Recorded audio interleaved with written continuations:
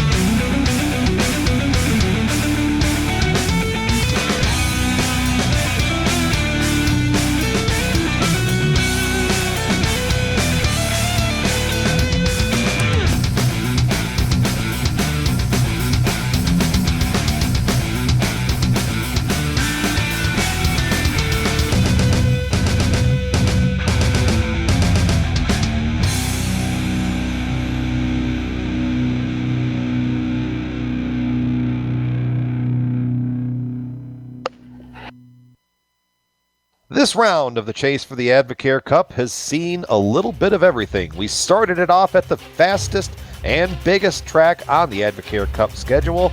We found ourselves at the shortest track at the midpoint of that round. Now, from that short track with tight corners, we head out to a wide, fast, sweeping oval in the Texas Motor Speedway. Texas is a bad, fast track with the bumps in the corners upsetting the car's stability. Winning tonight, though, could mean everything to the season-ending championship. I lost my spot in the script. That happens every once in a while. 4 drivers will advance tonight to the season-ending championship hunt. That's going to happen live here on GSRC over the next 3 weeks. Tommy Ryan right now is the only driver who is safe, leaving 7 drivers fighting it out for 3 spots. Who can advance into the Championship 4 of the Chase for the AdvoCare Cup? We will have that answer for you and many more live in our flag-to-flag coverage of the Speed Mafia 200. Howdy, everyone, and welcome to the Global Sim Racing Channel. I'm Big Hoss Brian Yazik. Joining me in the booth is 10-gallon Tanner Sharp. Keeping an eye in the sky for us is pesky Dylan Lee.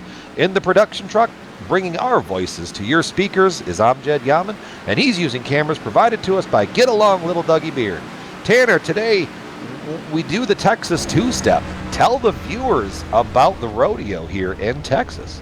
Texas Motor Speedway, one of the fastest mile-and-a-half racetracks on a NASCAR circuit. It is a 1.5 quad oval with 24 degrees of banking, which should provide a lot of great racing on the racetrack. 79 air temperature and track temperature. Reason why that is because it is overcast today, which the tires will like and will provide lots of grip. 134 laps these guys will be turning here around good old Texas. So to get an idea how to get around this yeehaw of a racetrack, let's hop on the Chevrolet SS here on the Global Sim Racing Channel.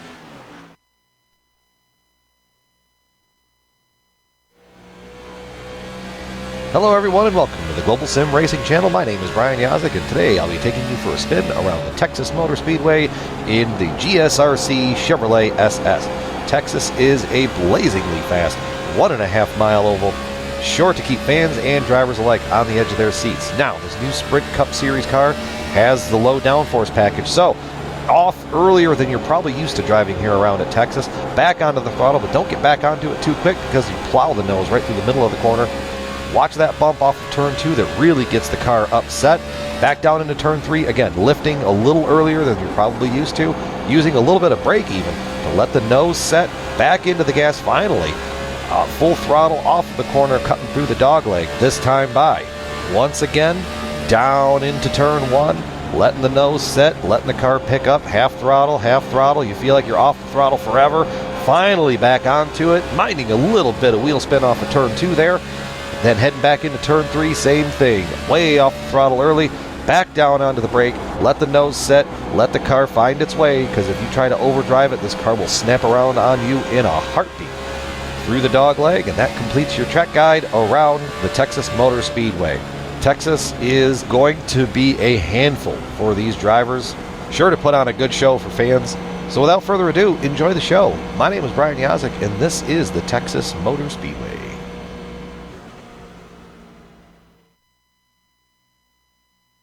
With the speeds that these cars will be running here at Texas, you'll for sure lose your cowboy hat in the car. But before we get into all those topics, let's check out our Chase standings. Tommy Ryan, who with a win already, will advance to the next round automatically. But Scott Eckert, Ricky Harden, and James Krahula are above the cutoff line with a +10, +7, and a +5. But that doesn't necessarily mean that they are safe and locked in. They need a consistent finish today, and I'm sure one of those guys can definitely get it. But Brian, looking outside the box, Rich Jetty, Brett McBride, Jake Wright, and Dan Murray, especially Jake Wright and Dan Murray, they're going to need a must-win situation to advance to the next round, just looking at the points. You're absolutely right, Tanner. Where Jake Wright and Dan Murray are sitting 18 points and 20 points back, this is a must-win for them.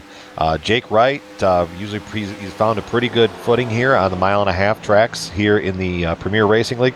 Dan Murray, he's not afraid to try a strategy play to try to get some track position up and make that work. So, I mean, if you're in that 5 seat, you've got nothing to lose. So why not, if it comes down to the end of it, throw 2 tires at it, hope for a caution, and maybe you can steal your way in. But I mean, a lot of guys. There's just a lot riding tonight here at Texas. I mean, it's not as easy as a track as it seems. Texas, I mentioned this a little bit in my introduction to the Speedway, or introduction to the broadcast tonight. There's a lot of bumps, and depending on how you take it, you see Chris Westerfield coming off a 2 there. There's a big bump right on the exit of 2, and if you hit it just wrong, it will not hesitate to send you up into the fence. It won't hesitate to send you up in the fence, and that turn 2 actually that turn 2 wall just comes out right at you if you're not careful. That's why drivers, if their tires feel pretty good, they will stay on the bottom as long as they can, but you'll see drivers drip towards the middle groove of the racetrack down in 1 and 2, Brian, if they feel like they're wearing out the tire just a little bit too much. And the higher you go in turns 1 and 2, in my opinion, the bumpier it is. And luckily for these drivers, it's a pretty overcast day, 79 air temperature and 79 track temperature. So, last night in the Coastal Safety Auditors Grand National Series race that aired here on the Global Sim Racing Channel, the track temperature was at 110 or so. And now tonight it's down to 79. So, especially with these Cup cars making a lot more steam than the Grand National cars and probably about half the downforce, you'll take a cool day whenever you can get one. And I mean, especially for these guys running out here in the chase, with an outside shot at it, it might, with the cooler temperatures, it might bring 2 tires in as a viable strategy call. If we get a late race caution, it's just going to kind of depend. But still, Texas is pretty hard on tires just because it's an old worn out surface. Yeah, and if I'm not mistaken, I think Texas has not yet been repaved. You may have to correct me if I'm wrong, Brian, but this track opened up, I believe, in 1997. That was the first NASCAR event race here, and it hasn't been repaved since. So this track's aged a little bit. It's now pretty bumpy, and you said the tires will wear out. But with cooler temperatures like this, expect drivers to take 2 tires because there's still grip in the tires because it's cold outside. Yeah, there's just a lot of things going on here. So I have to keep an eye on things. The other thing is, because Texas is a very, very aero-sensitive track, you're really going to have to mind the right front fender. So, we've talked about turn 2, and we've talked about, kind of the bumps in the speedway. You catch the fence, on corner exit. All you're doing is you're just making a long night a lot worse for you. The track, you're right, it hasn't been repaved, but it did get tinkered with a little bit before the Indy Racing League came here, I believe. Another thing to keep an eye on throughout the night, Brian, is the front stretch part of the racetrack. That is a very treacherous part of the racetrack, because if you clip that grass down there, it's going to cause the car to be extremely unstable, and your car can just, get crazy on you, and then you crash. So, and especially if you're going to run 2-3 wide on that front stretch, it could be a spot for disaster tonight as this race goes on. Well, when it was 2014, I believe, at the Spring Texas race, Dale Jr. caught a little bit of the front stretch grass after the second dog leg, and I mean, it ruined the car. I mean, because Well, that's because the Cup cars have a splitter and not a valence, and that's a whole different discussion for a whole different day. But the damage that came off of that ruined Jimmy Johnson's car too. Exactly, and I don't know if you remember this, Brian, but the spring race of 2010, Jeff Gore and Jimmy Johnson, you remember that deal? They all crashed on a front stretch, and then they were 3-4 wide too, trying to give each other as much room as they can, and they all ran out of room. So that front stretch is going to be a big time watcher tonight. I'm getting pointed out in the chat over here on the YouTube page that turn 2 area was reconfigured a little bit as well. So yeah, if you're out there, well, I mean, you're already watching, but feel free to chime in on the chat that's there or up there in the YouTube. Any questions, any interaction? If you want to tell me I suck, we'll kind of respond. We'll have some fun with it. So with that kind of out there, let's see. Qualifying looks like it's up and over. So do we have our... You know what I'm looking for, Director. I think he's got it going on. So stop me if you've heard this before, but Scott Eckridge wins your Savage Spinners Pole Award. Savage Spinners are unique river and stream lures created in the Pacific Northwest, handmade quality from the United States to entice fish at an affordable cost. Here we go, on board, on the roof of that number 70 machine. So taking that nice low line there, you see, just in practice, that groove is starting to work in just a little bit. Looks like the bottom line was the most speed for Scott Eckridge here. And I don't know if you noticed there, Brian, but on the exit of turn 2, there's like a little line down there. I don't know if Eckridge took another lap or not, but there's like a little line down there on the exit of turn 2, just before the on top of the white line apron. If you get your left side tires down on there is so much grip down there. It will provide a great handling for your race car on the exit of the corner. So if the guys can get down there and keep those left side tires down on there without hitting the white line or the apron, you can pick up so much grip down there. Well, and then that comes with it's a double-edged sword, because you get too far down there, you're going to catch the apron, and the rear end of the car is going to step around. I am reading also in the chat in the race session that is, and I make the joke that, stop me if you've heard this before, but Scott Eckridge just got his 20th pole in the AdvoCare Cup schedule.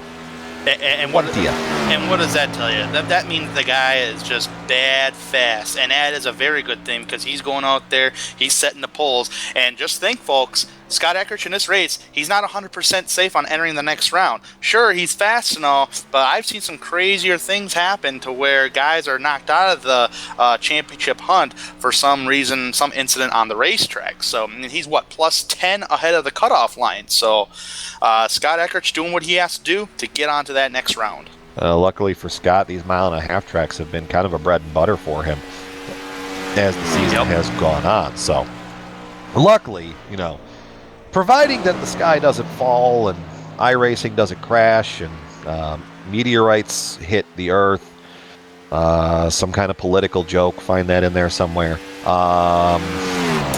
He's looking pretty good. But you're right, Tanner. Stranger things have happened, I think.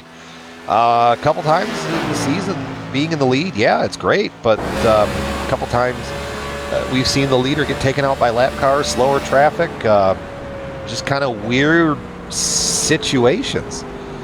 So, I mean, it's entirely possible that he could be out there running his own race, happy-go-lucky, and then all of a sudden, poof, there goes the whole night. And this is a different situation, but it's regarding Chase Championship. Fast guys not advancing to their next round. Just look at Martin Truex Jr. in the NASCAR Sprint Cup Series. He was so fast all season long. He's been winning races in the chase. And after Talladega, what happened? He blew an engine, and he's eliminated from the chase.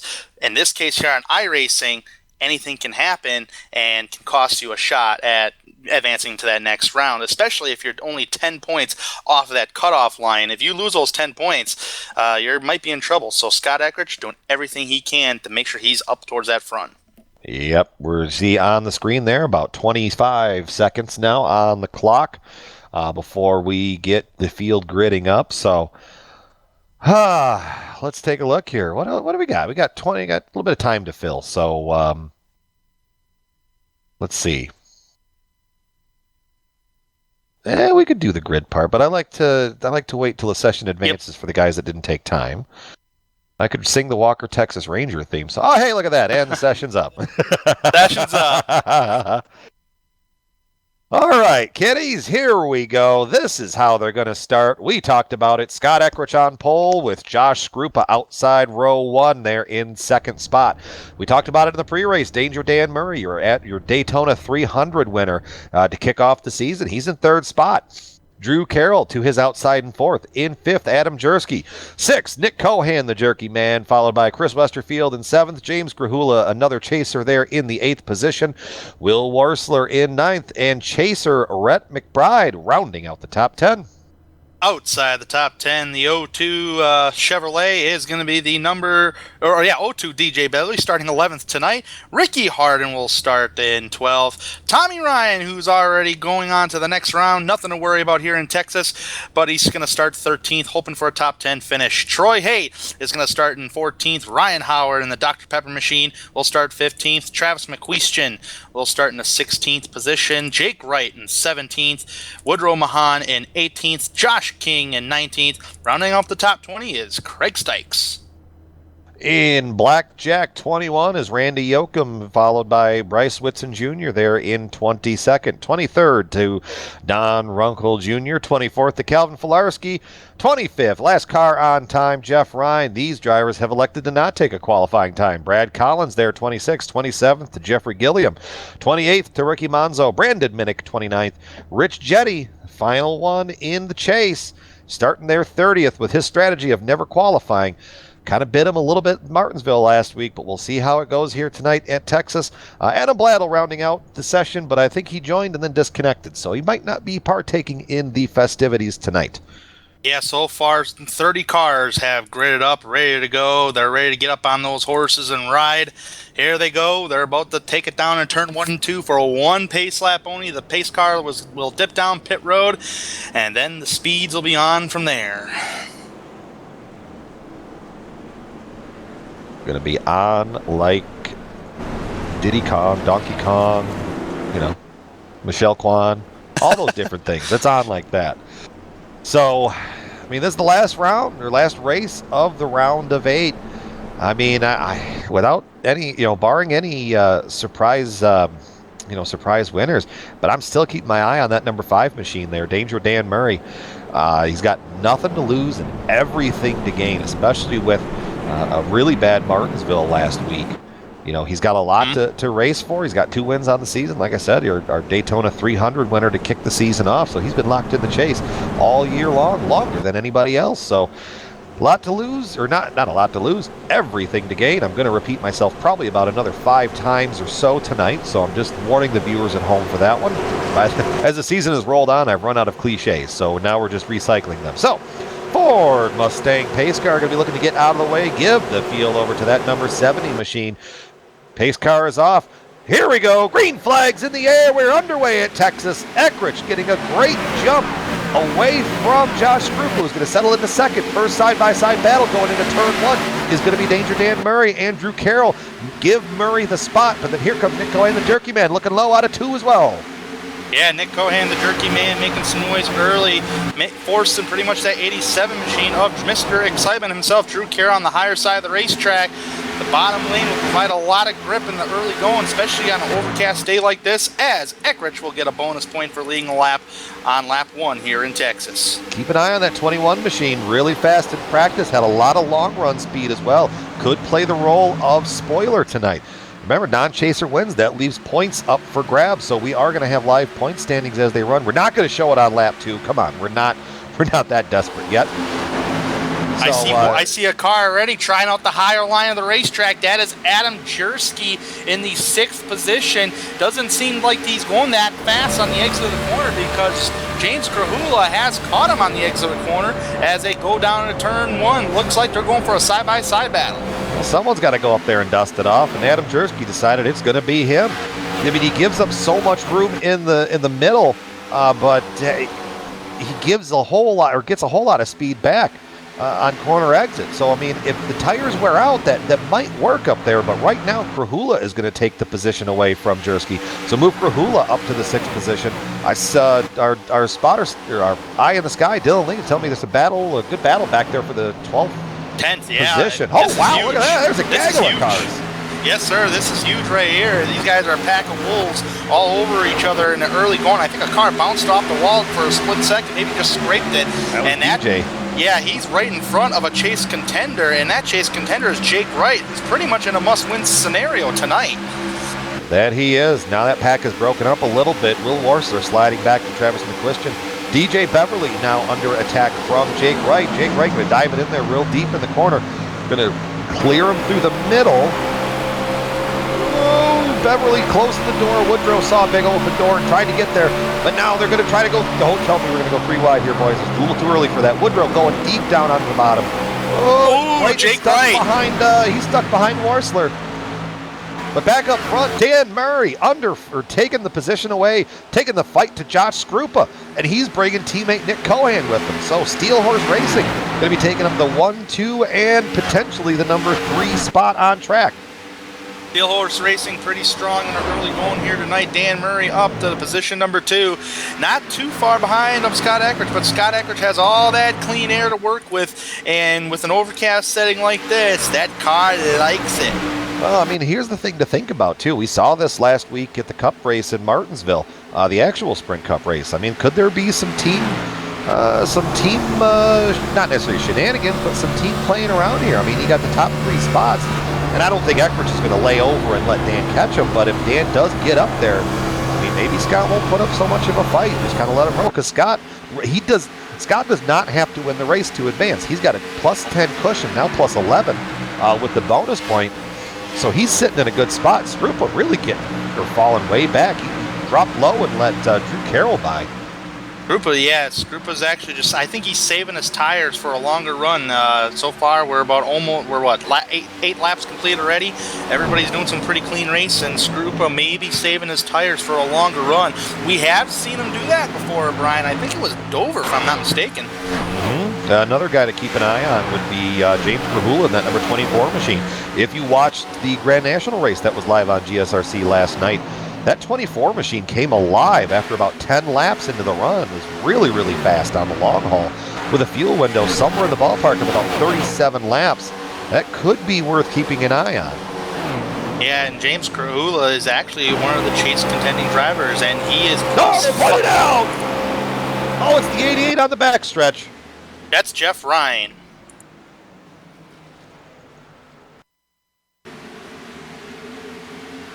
I bet something had to do with the outside. No, he just got loose. Maybe he felt like he was going to hit the wall and kind of jerk the wheel a little bit, and the car just snapped around.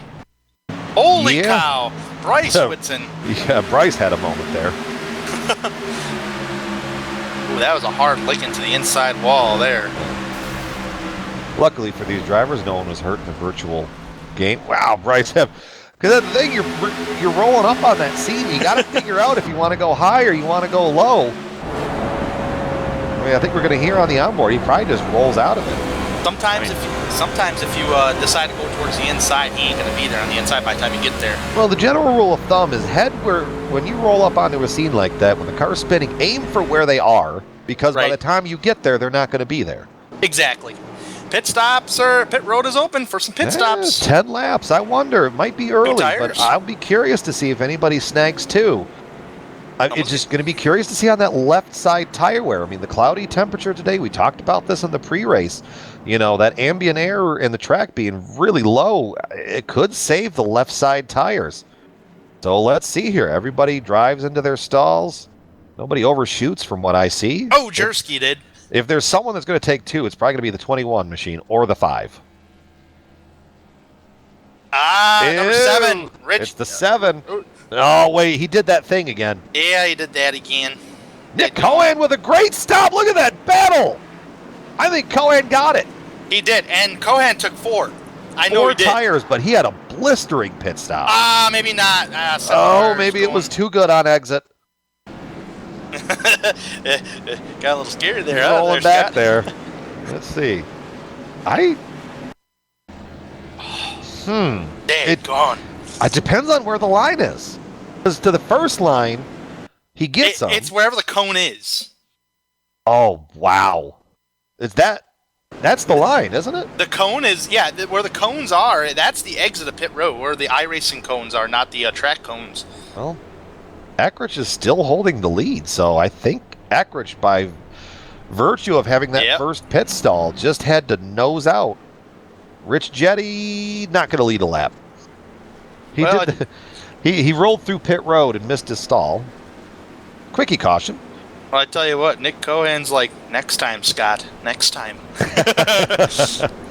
Like a dog with his tongue in the screen grass, or the screen glass door. Oh, yeah. Thune. I agree with Christopher Boone just chiming in on our chat. Dan Murray's paint scheme, that's, I think the kids are saying that's 100? Or that's lit? I don't know. Okay. I mean... the only thing I'm hip with is maybe my right hip still working, so that's. But yeah, that's pretty much a look at the 78 machine that typically runs in the Cup Series. Now, I mean, after Talladega, I don't know, that might be a bold strategy running that scheme. It might be, as long as he doesn't have any engine woes. But anyway. Nonetheless, here we go. Field's going to be still under the control of Scott Ackrich, who's going to get onto the loud pedal here pretty quick, I'm imagining. And he's away. Green flag back into the air. Nick Cohen up there in the top lane may be caught sleeping. He's going to go from second, and he's going to fall into line third. But that's okay on Cohen's part, because he can dive right down here on the bottom. Well, and Cohen is not. He's in a spot right there. It's still early. Doesn't have to push hard. He knows that he has long run speed in that machine. So just kind of fall in line, let him go. Sometimes restarting second in the second spot on iRacing it's the worst thing in the world, because you can never time the start right to the leader.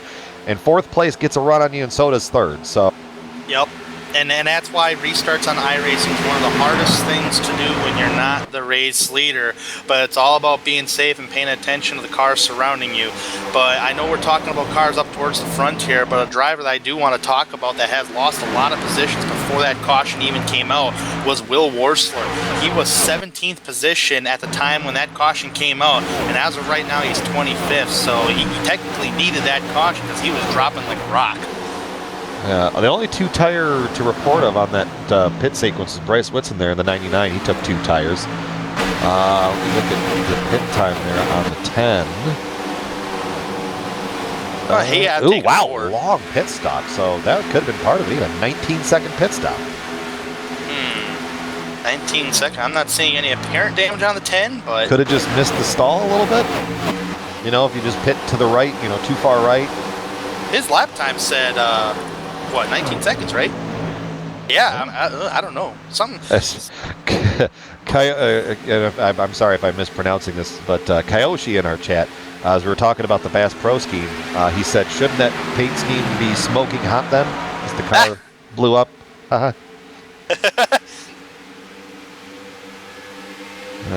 In-race admin Pierre Knight-Degley informing us that there is some right side damage to that number 10 machine.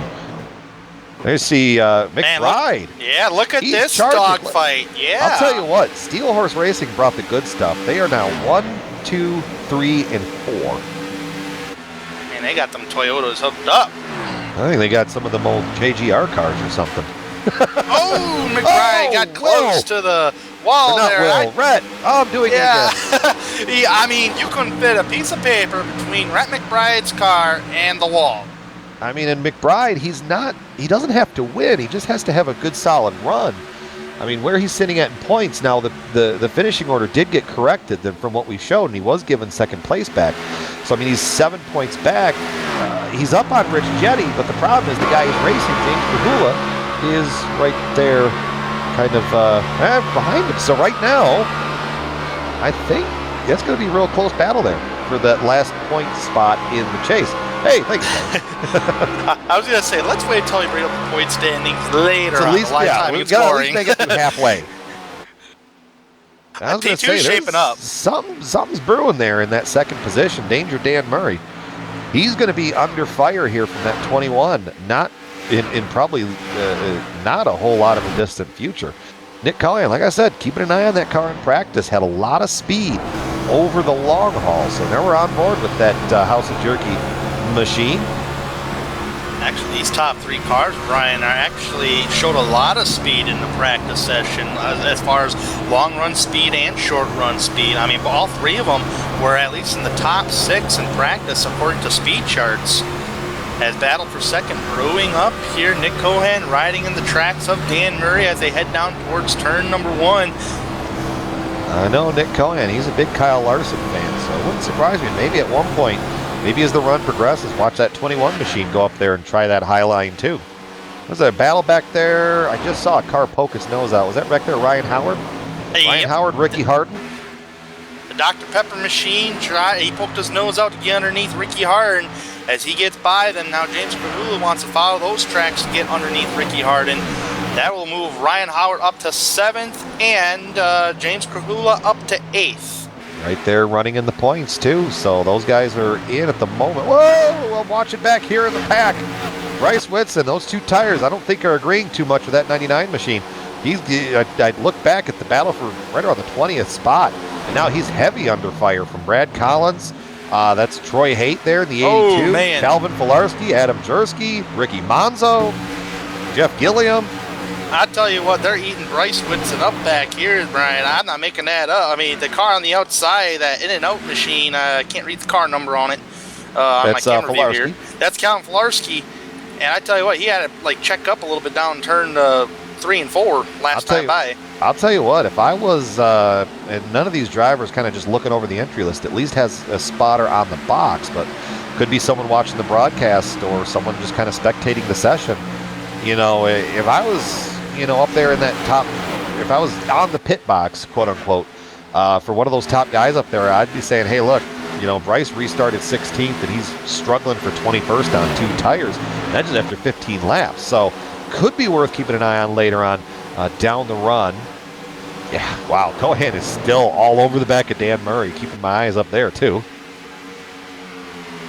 Yeah, this will be brewing up shortly in a little bit here. But meanwhile, I'm kind of looking back from Drew Carroll on back.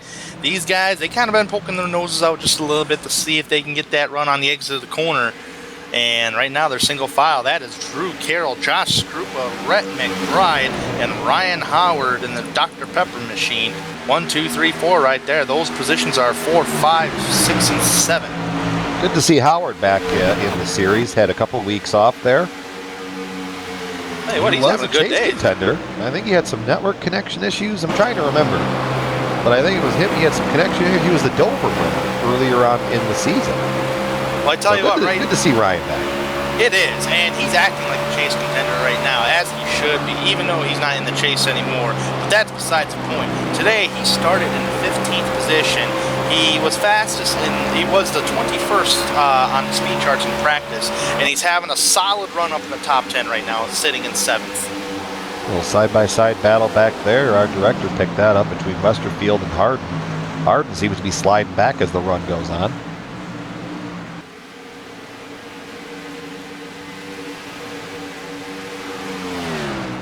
Kind of looking through the field here. What else? Tommy Ryan, he's got nothing to worry about. He's just been pretty much riding. Yeah. He's been on basically a mini siesta, if you will. Just kind of show up, run. Hey, we battle for second. It's on and it's over. Nick Cohen got around the 5. Show a quick replay on that one. I think it all started out of turn 4. Murray pushed up just a little bit on exit. And the 21 machine there, Cohen hooked the bottom. And knowing he's probably going to give that spot up, just kind of says, all right, you can have it for now. There's still 107 to go. So now I will be curious. We're just over halfway in a fuel run. That's where that 21 machine has been fast. So I'll have to keep an eye on the times just to see how that works out. Right now, Eckrich has a 2.5, 2.6 second lead over that 21 machine. Oh, yeah. Scott? Nick Cohen, the jerky man, tell you what, ever since he got by Dan Murray, he's been pulling away from Dan Murray, that's for sure. Saving those tires just a little bit. I want to see some speed at the line. And? Let's see. Oh, yeah, a 10th. Yeah, right about a 10th. Oh, just kind of clipping there. We'll have to take a look. We'll keep an eye on that, but let's jump back here. There's a good battle right now for the 5th position. Josh Grupa has it. Brett McBride wants it. Ryan Howard is in the popcorn position there. Hey, well, all 3 of those drivers you just named up, Brian, are just bad fast today. I mean, Carroll up ahead of that little battle, but we're on board looking out the back side. I love this camera angle on the 86 machine as Brett McBride down to the inside. Oh, that's a good run. That car got a big bite out of the corner, but on the exit it pushed through, ran the middle great, but that momentum just didn't carry to the exit. That's the struggles of turn 2 there, Brian. And just he's got him in 3 and 4 there. Yep. We'll now move McBride back up to the top 5.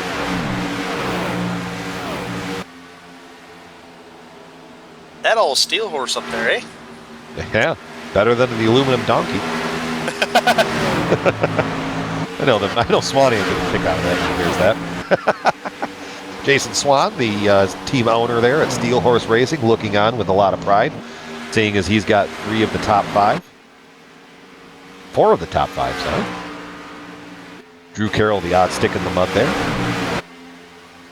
Nick Cohan's been pretty even with Scott Eckrich here, Brian. There's been a lap where he's a 10th faster and a 10th slower.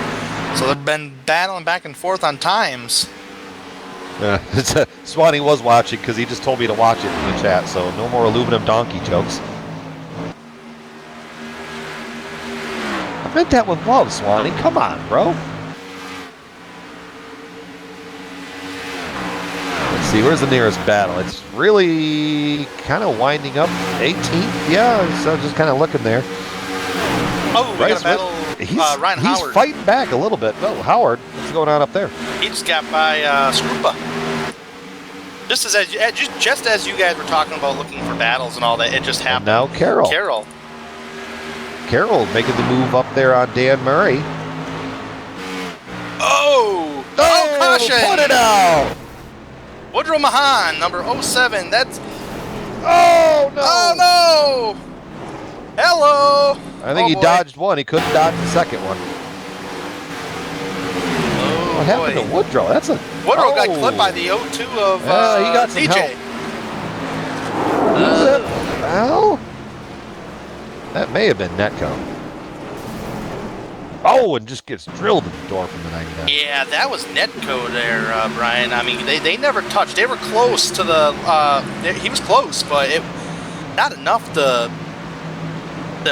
the car to snap around like that. I mean, from what I see on my screen, geez. There was probably like a solid foot in between the 2 cars. Boy, oh boy, and I tell you what, Bryce Whitson hit Woodrow hard, man. Ew. That's a meatball flag. That's very unfortunate for Bryce Whitson. Pretty much a busted engine, from what I'm hearing from our director. Thank you, director. And that's very unfortunate for Bryce Whitson. He tried to do a 2-tire gamble strategy, didn't work out. He was hoping for a caution, but he wasn't hoping to be involved in the caution. So this is going to reset things as everybody's going to head to pit road. I will be curious to see if Nick Cohen can have himself and that pit crew another fantastic stop, because I think if he has another great stop and Scott, doesn't, you're going to see the 21 machine take over the lead here. But the pit crews of iRacing decide the fate of the drivers. That was yesterday. But I won't think anybody's going to take 4 tires at this point, Brian. That was the longest green flag stint that we had tonight. He got close. He's in. He's there. And there's Rich Jetty doing his thing again. Yeah, doing his thing again. Pass along Godzilla. Here we go. 4 tires are going up. Hey, Nick Cohan. Godzilla. Cohan to the line. Cohan! Got him. Well, you gotta remember though, Cohan got Eckrich last time, and iRacing didn't give it to him. I think he's got it this time. There was our nice camera perked there on pit exit. That's another great stop. I mean, Scott Eckrich, he might be yelling at the pit crew there. I did say Nick Cohen was going to get him next time.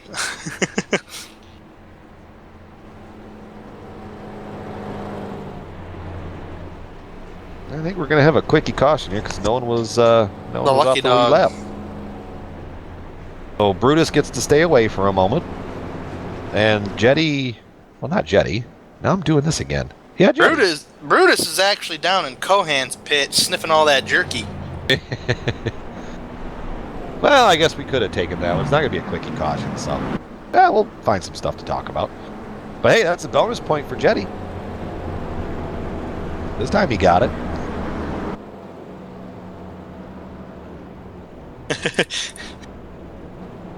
Kind of looking through the field here of who's been starting where since. We know Rich Jetty. Jake Wright, from what I hear, Jake Wright has been moving on up. Actually, that's the highest he's been all race long. Jake Wright now in the 10th position after the cycle of those pit stops under caution. Started 17th. If you ever find yourself in a race with Jake, he won't say much. He's just kind of a very silent, almost like a silent assassin. But by the end of the race, all of a sudden that 27 machine's there. I've raced against him. I've raced with him. He's fast, kids. He doesn't need to say much at all because he does all the talking on the racetrack. And exactly. That all speaks for itself. Speak softly, carry a big stick sort of thing? Pretty much. So now that's Jetty's going to pit. He got his bonus point for leading, so that's going to turn the lead of the race over to the 21 machine. And that should be one to go this time by. Tell you what, and Cohan's liking that there, Brian. Well, you get that nose out front, that clean air, and let it eat. So top 10 off of pit road is going to be Nick Cohan, Scott Eckrich, Drew Carroll, Dan Murray, Rhett McBride. Inside the top 5, Ryan Howard, Josh Skrupa, James Krahula, Jake Wright, and Ricky Harden.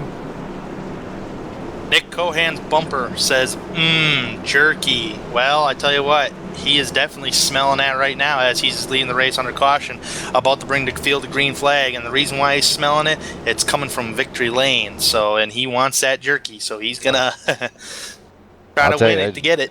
I've had me some of that House of Jerky, and someone want to give me a bag of teriyaki jerky. I'd be pretty cool with that. They also got some. They got some weird ones on there too. If you're into alligator, if you want to try that, there's some alligator jerky on there. It's wild. Now I'm getting hungry for some jerky, and I'm a jerky guy. Well, my lady just put a brownie right in front of me, and it's evil because I have to talk, so I have to stare at this brownie. So that's going to be a thing, but that's going to be my first world problem for the night. Ford Mustang pace car away. Cohan onto the loud pedal. Green flag back into the air. We're underway again at Texas. Cohan getting a good jump. Eckrich slamming the door on Drew Carroll. And that's going to put Dan Murray back there into the 4th position. Going to be a side-by-side battle there between McBride and Howard. Give it to McBride on the bottom. Howard might be getting a good run off that top, though. Now he's going to fall in line and wait for that Jake Wright. Trying to get a spot away from Krahula. Boy, he took that spot away from Krahula, too. Took it with force. So now I'm just curious, what does Eckrich do here? Does he save? Does he push? I mean, I think we know Cohan's good. He's good on the long haul. It's just, can he keep Eckrich behind him longer? Man, they come on turn like they're going to hit the wall, and they don't. Holy cow, especially on the camera angle that I'm watching, but man, Eckrich, he's got the run coming off the corner of turn number 4. Here he comes, side by saddle. First time battling for the lead all race long. Eckrich on the bottom, Cohan on the high side. Eckrich takes the lead away. First lead, well, actually second lead, third lead change of the day. There we go, first one on track. Yeah, first one on track under green flag conditions. You see, I just saw that blue car back there in the pack. That is Harden trying to get a spot on Tommy Ryan, and I believe he did. Yes, he did. Man, Eckrich is just bad fast, man. Holy cow, I've been looking at his lap times. Last time by, he just drove a 28.12. That is a bad fast lap time, folks. That's almost qualifying speed. Dylan Lee pointing out there's a pretty good battle around the 20th spot. I just happened to glance back there and take a look at that. 20th spot, that's around where Randy Yoakum is.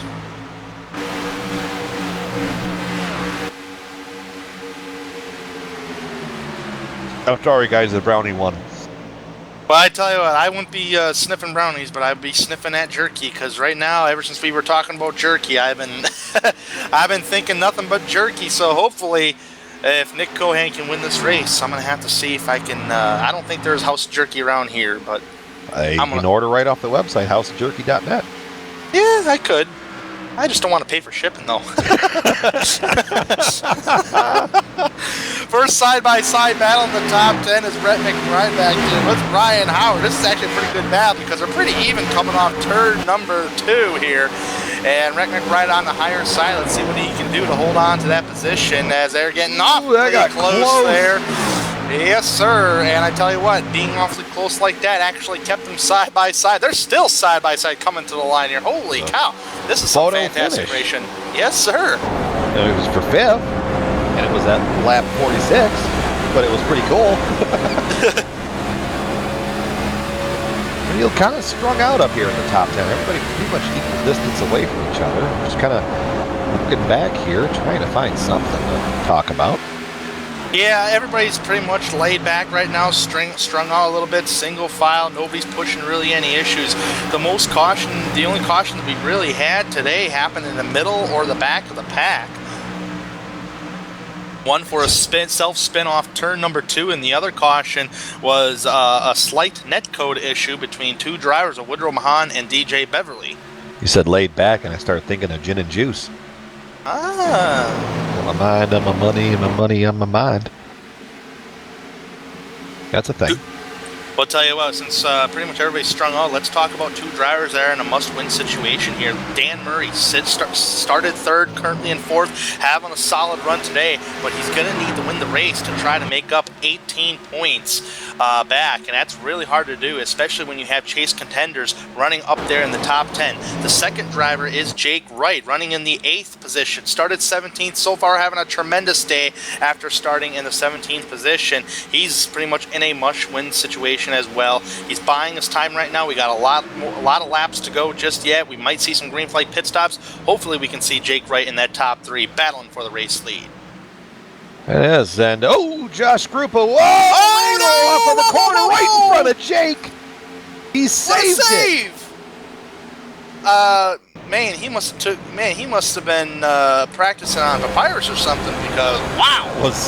You call that a 4-wheel drift right there. Slides off the corner. Yeah, we were talking about that. There's a pre-race. That grip line right there, and I think he just shot over that line. Did we get an onboard of Jake Wright? See how close he missed that back bumper of I want to know if he lifted. No, oh my God, I don't think he did. He's a racer. Because I'm looking at his speed. No lift. Woo! Oh boy, that could have been big. That takes in the words of Steve Matchett in Formula One coverage, that takes rather large attachments to do that move. Well, after that little debacle coming on turn number 2, Scrupa will lose 2 positions to Jake Wright and James Krahula. But so far, he has had a very nice recovery and remains in the 9th position.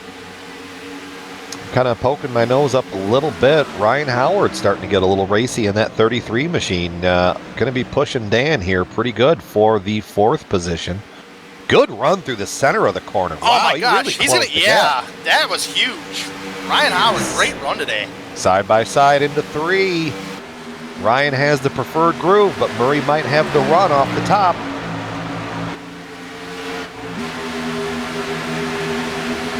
Murray at the line that time. We'll have to keep an eye and see if that happens the next time by. There goes Howard on the bottom there. That's a very nice grip off turn number 2. That's where Howard's been getting his momentum. It's the exit of turn number 2. He gets a really good run through the middle of the corner. He does. You don't need a stopwatch to see that kind of a gap. You just visually see him pull away. You see it again in 3 and 4. Open the gap up over Dan by probably another 10. And Dr. Pepper is moving.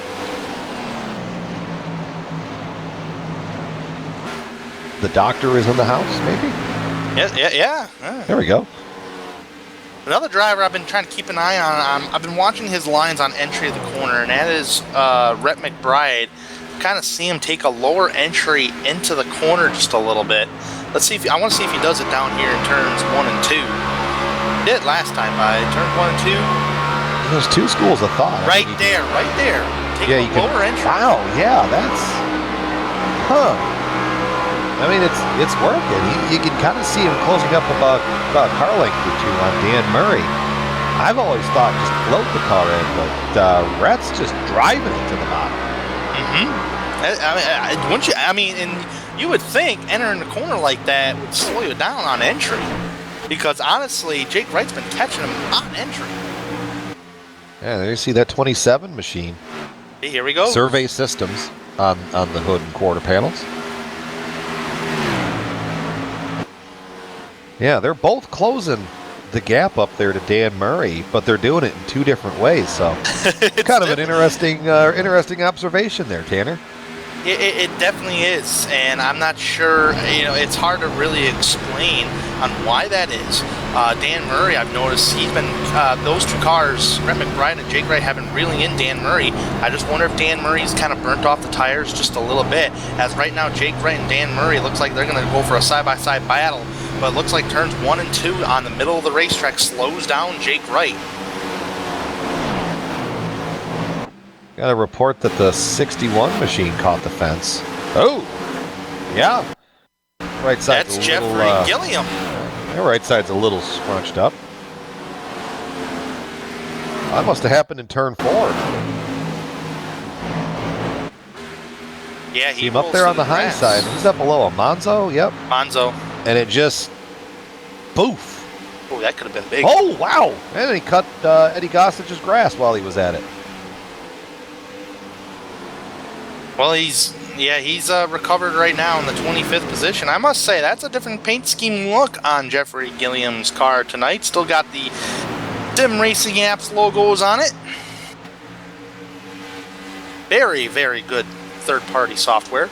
Yes, it is, if I may say so myself. Oh, yeah. I get to hear Brian every time I race. You see Don Runkle Jr. back there behind him, a newly appointed Steel Horse Racing driver. Dude, so good on Don. And actually, Don gives us something to talk about every single week. Premier Racing League, they've got their Winter Cup series going on right now. That runs Thursday, not broadcast or televised. But Don Runkle Jr. picked up his first league win, I believe, ever on iRacing this past Thursday night at Daytona. So bravo to Don Runkle Jr. He definitely deserving victory for Don Runkle, and actually I started in the back with him in that race, and we were all just folding up in line. I kind of dumped him a couple times just not to go with him on the higher side, but anyhow, he still won the race, and I sat in my garage. That's a thing. So 74 laps to go, 61 of 134 complete, creeping up here on halfway. Another probably 10-15 laps or so. Cars have been out there for 25 laps. Scott Eckridge has a commanding 2-second lead over Nick Cohan. Tell you what, Brian, we are entering the stage right now where the cautions have been flying tonight.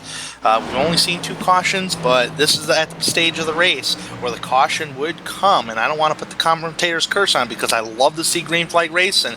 But right now, I am not seeing any hard racing at all from drivers. So we might see our first set of green flag pit stops today. I'll be curious to see who short pits.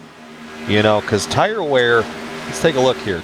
Second, over 27 laps, Scott Eckridge, just kind of using him because he's on top of the scoring sheet, ran a 27 flat, basically, as his best time in the race. Last time by was a 29.45, so about a second and a half fall off over that time span. So it wouldn't surprise me. Maybe Dan Murray opens the pit window up and decides to try to jump it a little bit and get some momentum up there. Again, nothing to lose, everything to gain. Watching, good battle right here for 20th. Calvin Filarski is all over the rear bumper of Troy Haight. And they're using a whole bunch of different lanes on the track, too. And as soon as we talk about it, they get apart. Come on, guys. They just don't like us today or any other week, I guess. But anywho. But someone worth keeping an eye on, though. Rhett McBride taking that unconventional line last time by, ran the fastest lap on the track. I mean, if it's working out for you, I mean, why not continue to use it? I mean, If sure, it ain't broke, don't fix it. exactly, and we're sitting up here scratching our heads like, huh? But I mean, if it's working, I mean, why not? Yeah. Got around Dan Murray for doing it. Yeah. I mean, it might not look the prettiest, but it does the job. It's kind of how I describe myself. Talk about early green flag pit stops there, Brian. I think there's going to be a car that actually might do that other than Dan Murray, and he's sitting in the second position right now. Circle him to be one of the guys on pit road, one of the first guys at least, as Nick Cohan, the jerky man. He's done it before many times. Yeah, same spot. He's in the same spot as Dan Murray, just because I mean, he's got absolutely nothing to lose. Not in contention for any kind of points race or anything like that. But now he is going for a win. So why not try to shorten it just a little bit? Wow, I'm watching Filarski and Yoakum fight out to almost to the death back here for this spot. And here comes Filarski pitting this time. So there goes that. Jerski's on pit road. So, I mean, at 30 laps, the window's open. That is roughly... Maybe even potentially one-stop it from here, too. It is a 60% fuel load, and that is about 30, 35, 40 laps approximately. And Dan Murray just got on the horns and just said, I'm coming in, I believe, if I'm not mistaken. You heard correctly as we cross halfway this time by. So check out your hotels, print your boarding passes, kids. We're finishing this one tonight. See that number 5 Bass Pro machine? Who's that back there behind him? Is that McQuestion? Yeah, McQuestion on pit road. So far, all the rest of the leaders staying out. Nick Cohan hitting pit road. And that's going to catch Eckrich off because Eckrich is too far back or too far ahead to react. So here comes Cohan. Here comes, I believe I saw Rhett McBride. Yep, McBride coming in. Ooh, McBride hot on pit road. I think he got wore down though. Yeah, he should have. See DJ Beverly up there. As the cars are passing by the start-finish line, it's messing up where the camera's going. So that's a. Oh, McBride overshot McBride. it. Pit stall's a couple spots back. There he goes. He got it in there. Just a little bit. The camera angle, it looked like he blew it by like 4 spots, but it was just 2 feet probably. As here comes Eckrich just around making laps. He's probably trying to hit a fuel window, which I think he's in, because if we go 34, 65, that's 31 to go. So yeah, I mean, he could run this one out on one stop. But might as well bring it in and put 4 fresh fuel goods on it, unless he's maybe hoping for a caution. Maybe try and pin these guys a lap down. It's not a bad idea. Not a bad idea, but man, that would just stink for Dan Murray and them guys that just pitted too, because they would have to take a wave around and be stuck in traffic. It's the risk you play. It's the risks. It's all about trying to get that win. I mean, let's see. Eckrich last time, 29.89. It's almost 2 seconds off.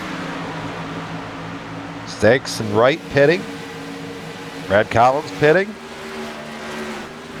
Eckrich still out there turning laps with Howard, Carroll, Yoakum hitting pit road. Well, you just have to think the longer Eckrich will stays out, the more time he'll lose to Nick Cohan and Dan Murray and those 2 drivers. But if the run continues, he'll gain that time back. He will, but golly, Eckrich is just under fire as he's pitting. Ooh, boy. That was almost 3 wide. That was Whoa. Whoa, hello. I think that's a speeding penalty. That'll change a lot. I mean, where's the line? Is it that first one? Speed no, it's the second one. Second one. My kid. Yeah, right there. Yeah, he got wore down.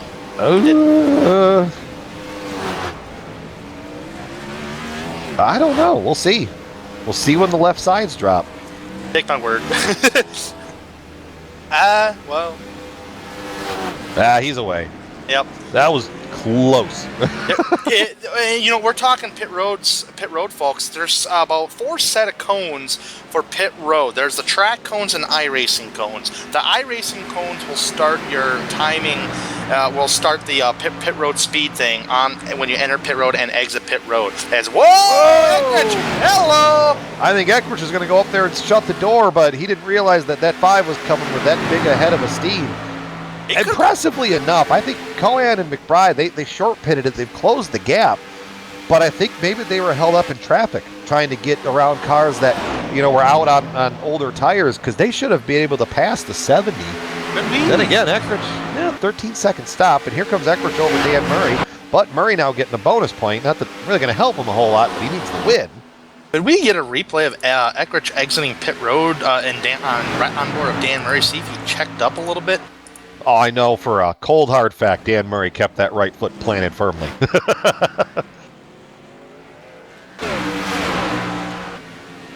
Let's go on board. I guarantee you won't hear the throttle crack in that 5. No, I did not hear the throttle crack, but I tell you what, it could have been some strategy too, because Scott Eckridge could have gone up there and just maybe slowed it down just a little bit, but I didn't hear the throttle crack. Nah, that's why we call him Danger Dan Murray. Well, you get the bumper. All right, everything's kind of cycled back out here on the top end as Cohan goes around McBride. Yes, sir. Cohan going around Rhett McBride there, and just a little ways. Could be worth paying attention there. Yeah, just a little ways back. All right, now that we're beyond halfway, director, give us points as they run. Oh boy, I can see this. I'm seeing some things. All right. Here we go. Top 4. Rhett McBride in via a tie with Ricky Harden. Krahula's out by 1 point. Wow. Actually, Harden now up by 1 point, because this is going to take into account Eckridge winning. So that would put him there, right? Because it's going to have him with the most points. Yeah, because Tommy Ryan has the most points. Right now, this is live time scoring. So if the race ended right now and Eckridge gets the win, that would be your standings. Wow. Krahula and McBride tied. Harden in by 1. Wow. What would be the tiebreaker? I will have to look the rule book up on that one. I was just going to say, I don't think, and if I'm not mistaken, I think it's the highest. Yeah, okay, so they do just like the NASCAR does. Well, and that would give a nod to Harden, I believe. Not Will. No, that would give a nod to Krahula, because he finished second at Talladega. I'm glad I'm in the booth. I don't have to organize that one. So, all right, now that the field has spread back out, let's do an AdvoCare through the field. If you're looking to add some spark to your life, AdvoCare gives you a full line of options from wellness and weight loss to those looking for a little more performance of their active lifestyle. Please contact independent distributor James Krahula at james.krahula@gmail.com or at the link in the description below. Scott Eckridge, a multi-time winner, I believe, 8-time on the season. Right now leading it. He's got it comfortably, led the most laps. Right now looking good to advance into the next round of the chase. Someone right behind him, though, that's hoping for a mistake or some fate to happen. That's Danger Dan Murray, going to be under fire here from Nick Cohan, though, in a heartbeat. Nick Cohan missed a couple races after being eliminated from the chase. Apparently he was using that to refocus and retool, because that 21 machine has not been lower than 5th all night. Back there in the 4th spot, that's Rhett McBride. He's in right now on the points, trying to get through. Pretty much had a win snatched away from him at Martinsville after some late race shenanigans.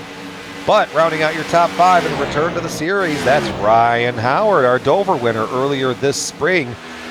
Good to see that 33 machine back there on track. And check this out. We talked about it a little bit earlier on. Jake Wright, the silent assassin, creeping up to the front of the field, up to the 6th spot, started 17th. Really good run for that 27 machine. Just back behind him is the 87 machine of one Drew Carroll, Mr. Excitement. Good run so far. Just trying to ride it out and see what happens as the race goes on.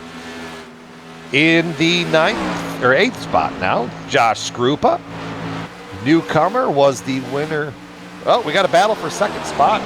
Dan Murray has it. Nick Cohan wants it. And Rhett McBride, an interested bystander in all that. 1 spot is 1 point, and so now that moves McBride up into the 3rd spot.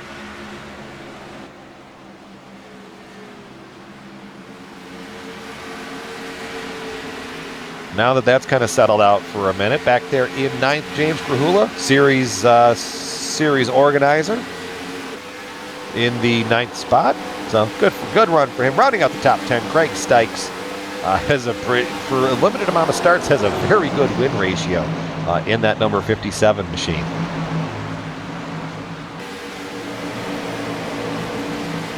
And that's all I got to say about that. Just looking through the field here on who started where and who's currently running where, and plus all of our chase contending drivers. First off, Ricky Manzo. We haven't talked about him too much all race long, but he started in the 28th position, just lost a spot actually to Tommy Ryan, who is a chase contender, by the way. Ricky Manzo currently in the 14th spot, having a pretty good run today.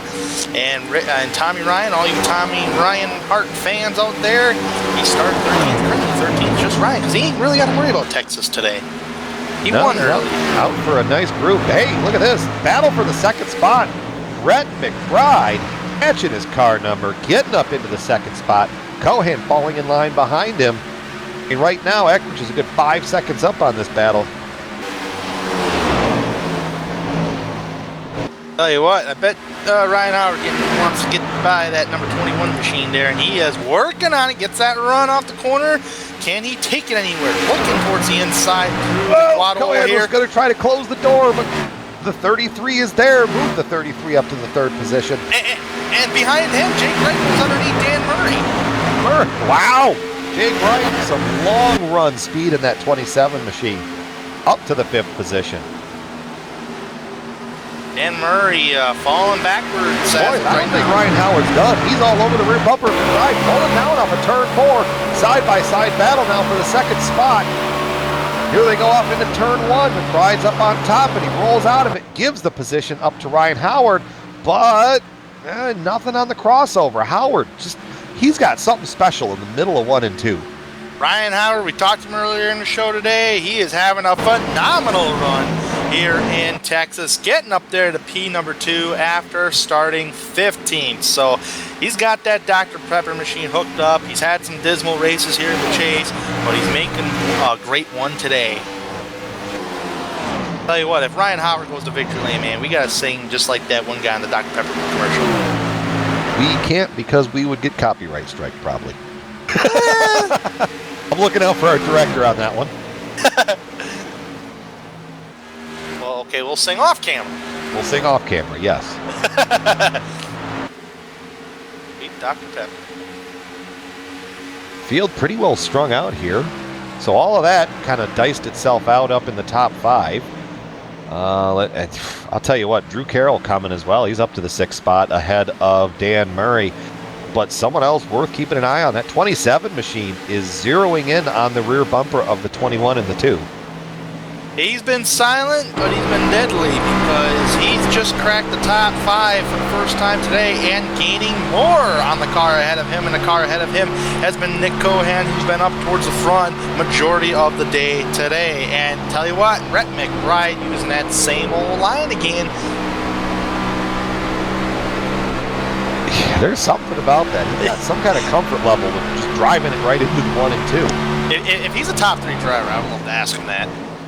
Yeah, that will have to be something worth mentioning. Our post-race festivities for driver interviews. Here we go, Jake Wright, looking towards yep. He's there. He's there, looking underneath Nick Cohan, the jerky man. He's there. All right, what a clean pass, textbook pass by Jake Wright. Man, Jake has some long run haul, man. He's not as quick as Scott right now. So does McBride. But man, that machine is hooked up on the long pace. This is going to be an interesting battle between Jake Wright and Rhett McBride. I tell you what, both cars, they do have long speed runs. Yes, they do. McBride trying to clutch to as many points as probably is absolute possible. This is just phenomenal racing, folks, between the 2 cars. Rhett McBride and you went Jake Irish there Wright. For a second. I did went Irish there for a second. Rhett McBride? Yes, but I mean, I tell you what, but that's the great thing about iRacing dynamic racetracks, Brian, because if we didn't have iRacing dynamic racetracks, I don't think McBride would be entering the corner that low. So I think dynamic racetracks opens up the multi-groove racing. It definitely gives you a couple more options. Yep. As you see kind of the different styles there between McBride, Wright, Cohan, Carroll. I mean, just kind of watching around the field. There's Dan Murray in trouble. Well, what happened to Dan? He's in 3 what? Or not Dan Murray. Excuse me, Nick Cohan. I'm speaking gibberish, but that was Nick Cohan stuck in the middle as they were going around a lap car, and Drew Carroll took advantage of it, went underneath Cohan. Carroll, we know Carroll. He's got Mr. Excitement for a reason. He's not afraid to fill an open door. Whoa. Jake Wright. Underneath. Yep. Jake Wright underneath falling McBride. back. Scrupa's got him, but now Jake Wright up to the 3rd spot. Yeah. Oh, Cohan to pit road. Cohan's hitting pit road. It's a little. That's Early. right on the outer edge. Golly, that's on the outer edge of the field. Yeah, he needs to, because he was struggling there, Brian, and I tell you what, that's probably a good call. I'll bet you what happened is either the right rear tire or the right front tire is really angry at him, and you saw the results. It just stopped working.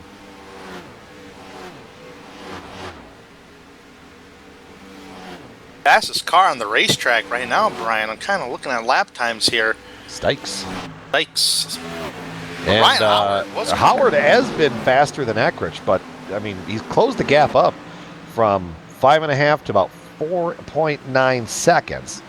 Not a whole lot to speak of this go-around, but it will be interesting to watch.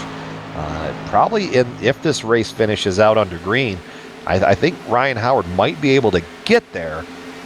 Oh, wow. Carroll saying hello from the outside.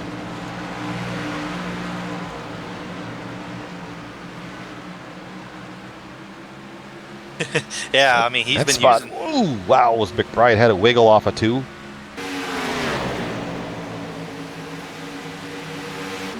And I think, now that I've been sitting here studying McBride, I think his strategy is rather than float, he does drive it. God, he got close to that wall again. He drives it in there, and he's probably got the brake adjusted. So when he dives it in there and hits the brake, and it rotates around, it rotates the rear of the car. Did Eckrich get on the horn that he was pitting? I saw him get on the horn. Or was that just more of a courtesy to I think lap it was car? thank you. Yep. Kind of scared me there because I just seen his name on the radio chat pop up.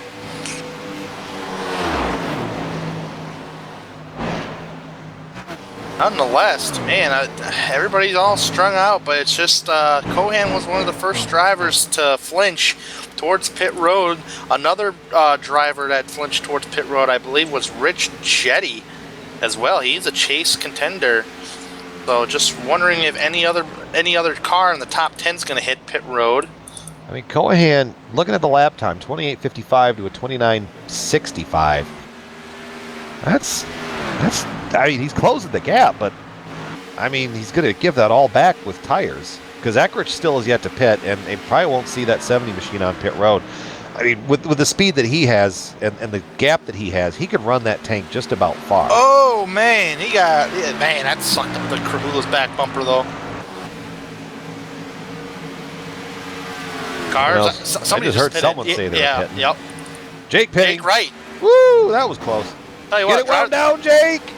Oh, boy, that was close. 50 miles an hour. That's no small feat getting these cars wound down from $170 down to 50 miles an hour. Dan Murray to pit road. That's what he needed. That is Dan Murray, Rhett McBride.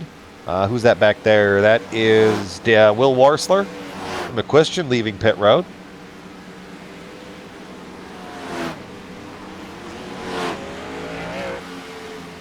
Ryan Howard to pit road. I mean, why not? Or, nope. Or was that Ryan Howard? No, that was somebody else. Nope, that was Gilliam. A very similarly painted car. I just see from a distance. I was like, oh, Ryan Howard. Nope, that's Gilliam. Randy Yoakum hitting pit road. Yeah, Drew Carroll announcing his pit entry. These are the final stops if you stay under green. Ooh, almost collision on pit road.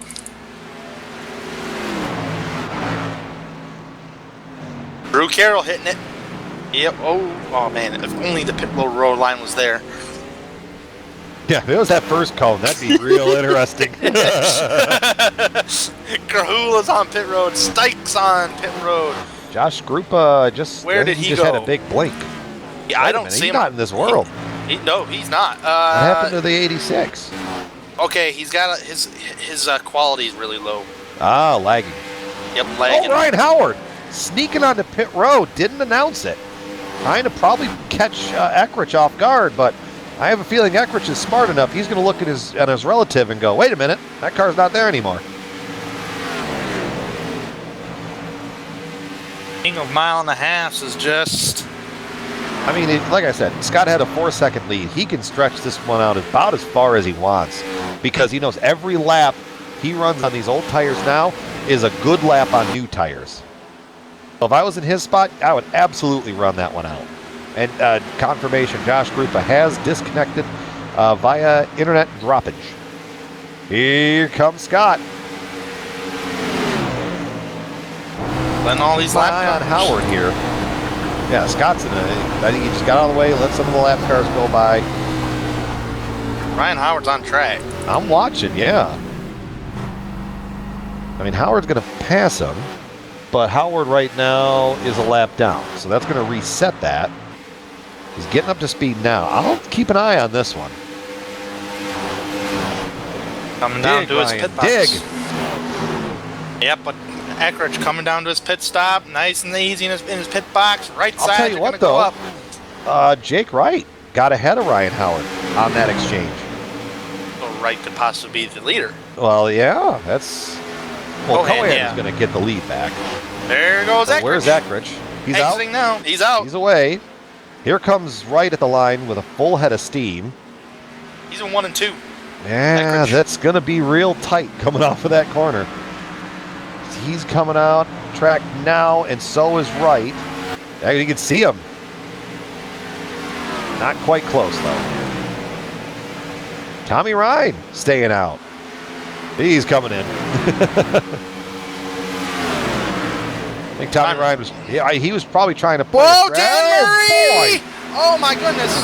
he's dusting that high groove off. Yeah, whoever that was in the middle groove there, but I was worried about Dan Murray scraping the wall because that is a real bumpy area of the racetrack. So now Nick Cohan has inherited the lead, or will inherit the lead once he gets around. Oh, 3 So seconds. now we'll see how much time he has over Eckrich. Yeah, right about 3 seconds. I give him 5 to 8 laps. I mean, I like Nick. He's a great driver, but 15 laps, 14 laps on his tires versus 3. It's just the law of averages.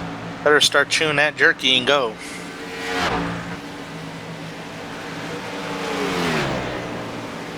Well, I mean, it could be a quick play here from Cohan, because if a caution comes out within the next 5 laps, that kind of resets everything. Oh, there's a lot of buildup right there on the start-finish line. Saw that last night in the Grand National race, too. Like dust? It's marbles, Oh, because no one runs there, so it builds up in a kind of a unique spot. I was going to say, I've seen dust before. A lot of dust. Actually, Talladega was a race. We were seeing a lot of dust on 1 and 2, kind of like kitty litter style. But yeah, you're right. It is a lot of marbles placed on. Well, anyway, Jake Wright in the 3rd spot. Yeah, there we go. There's our view of it. That must just be a glitch, I would say, in the dynamic surface there. Yeah, just a little bit. Usually you would see the marbles usually up in the higher grooves of the racetrack, and you would mostly see it at short tracks like Martinsville, like last week. Just a weird buildup right there. Anyways. Caution for debris. Eckrich has caught the 21 machine and is going to dispose of him here. Side by side, but Cohen is not going to have a fight. Now again, if a caution comes out here, like I said, probably the next, we got 23 to go this time by. If a caution comes out somewhere in the next 5 to 10, everybody's going to hit pit road, and that's going to be a net gain for Cohan. So it's not a bad call. Well, cautions have been pretty slim today there, Brian. As we're talking cautions, we more than likely will curse it, but we've only seen 2 cautions today, folks, and they actually came in the first 30 laps of the race. So, let's see here. 21 laps to go now. Blackjack, we go over a battle for the 5th position. Brett McBride under fire, or Brett McBride wants it. Was in 5th, Passad, okay. I don't know what word I just said right there, Passad, but that's a thing. So with that being said, Director, give us some on-screen points. Dun, Here dun, dun. we go. So right now, Eckrich in, Harden in, Krahula in, McBride out by 4. Oh, dang on, it's so close. But we've seen McBride have that long run speed, but he's got to get from 6th to 2nd. Hey, that's a tall order with 20 laps to go. You're going to need a caution to really mix it up a little bit. Well, actually, he would need to get up to the lead or Krahula drop a spot. Because Krahula right now is in the 9th spot, and he's got Harden behind him. We've been going by, I mean, only 2 cautions in this race, Brian. We've been really blown by this race because this track is so fast. Yeah. Ryan Howard getting close. Now, Ryan Howard drawing a bead on the rear bumper of the 27 machine. There he goes towards the inside down in turn number 3. Textbook pass right there. They're gaining on That's Nick how Cohan. you do it. Yeah, Ryan Howard going to be feasting on that 21 machine.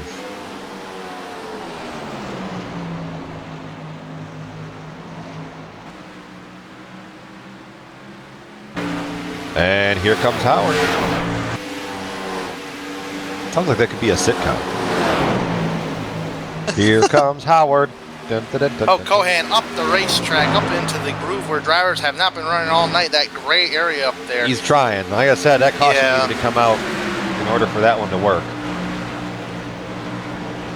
He could fall back to the 2. Oh boy, it's gonna be a tall marching order for McBride.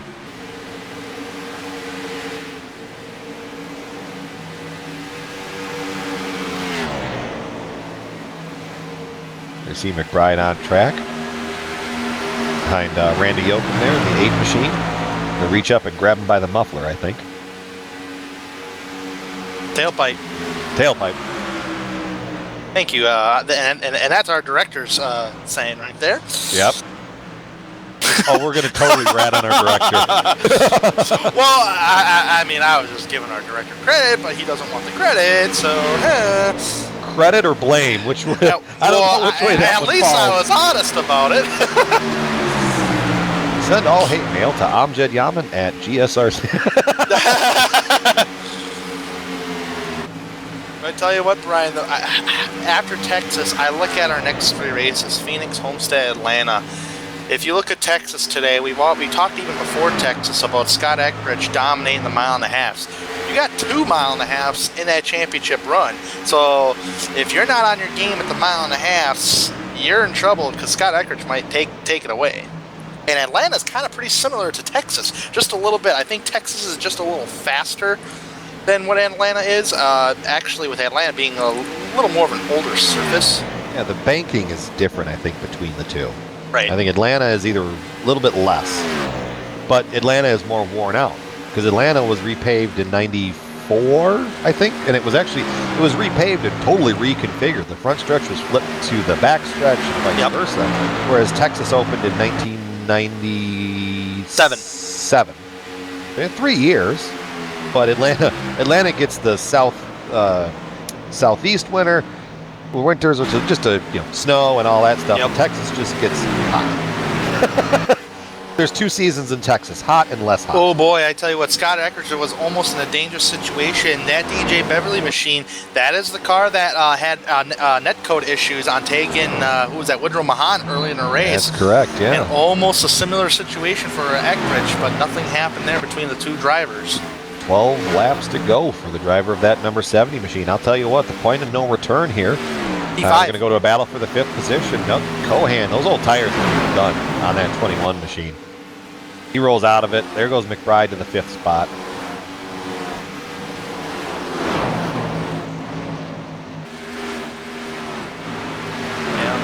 Yeah, those old tires are really shot because there's even lap cars catching Cohan as well.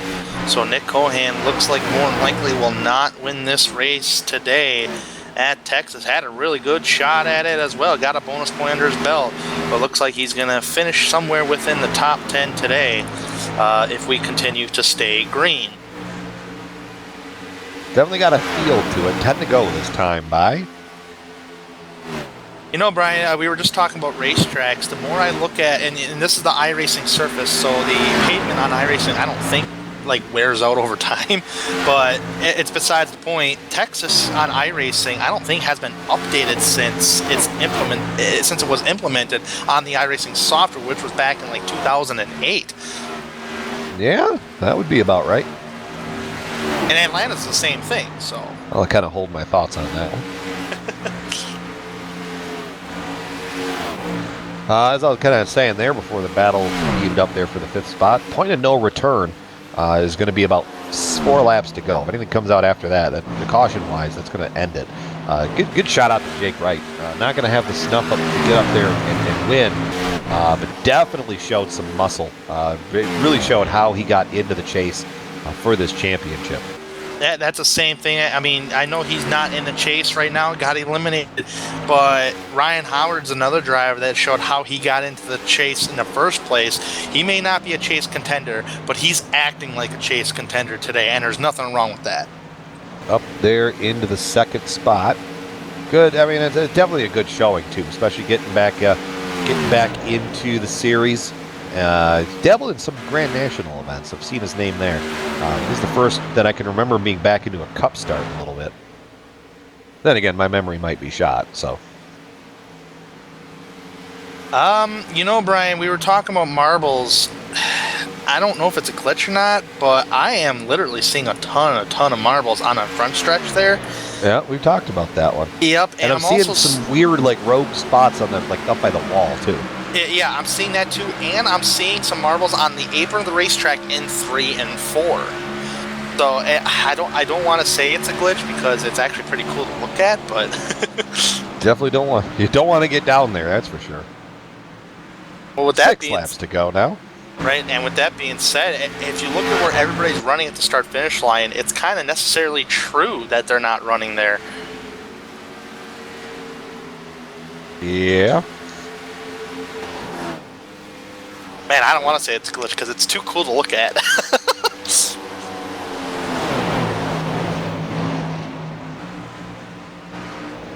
Looking around here, see Brad Collins back there for 15th. Fire from Will Worsler. Yeah, those drivers back there, Will Worsler, who struggled really in early going into today's race. Back there in the 15th position, 1 lap down.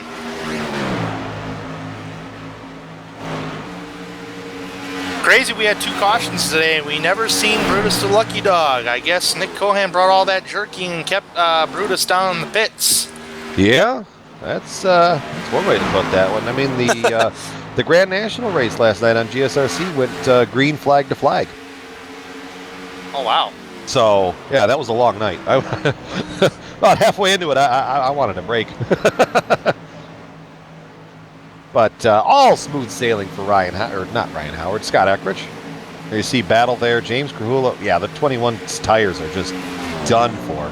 Yep. So that point, that's 1 spot is 1 point. So I think that's going to definitely put Krahula safe because he's racing. He just had to stay near McBride. McBride's 2 spots ahead. So Nick Cohan on pit road.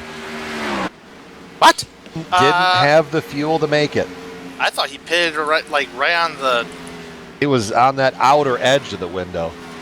Yeah, I think it was a strategy play to try to catch a caution right. That and this will cost Nick Cohan a top 10 finish. Yep, just fuel only. Oh boy, that could be worth watching. Watching that machine try to pick up the marbles on the apron and then try to get back up to speed.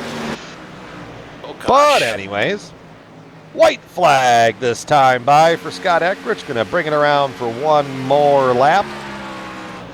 Here's an astounding figure for you. This will be win number 10 of the series, or of the season, for that number 70 machine. Nothing short of an impressive drive. He's going to move on and definitely be a threat in the championship for 3 and 4 one more time, providing that a meteor doesn't fall from the iRacing sky. Scott Eckrich comes off a turn 4. He's your winner at the Speed Mafia 200 here at Texas. Ryan Howard, what a run for him. He's going to bring it home in second place. And Jake Wright will roll off third. Drew Carroll fourth. And that top 5 finish will be Rhett McBride.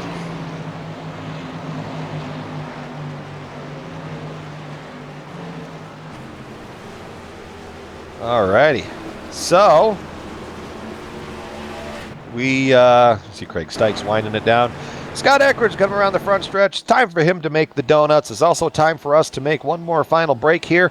I'm going to watch him burn it down on the front stretch.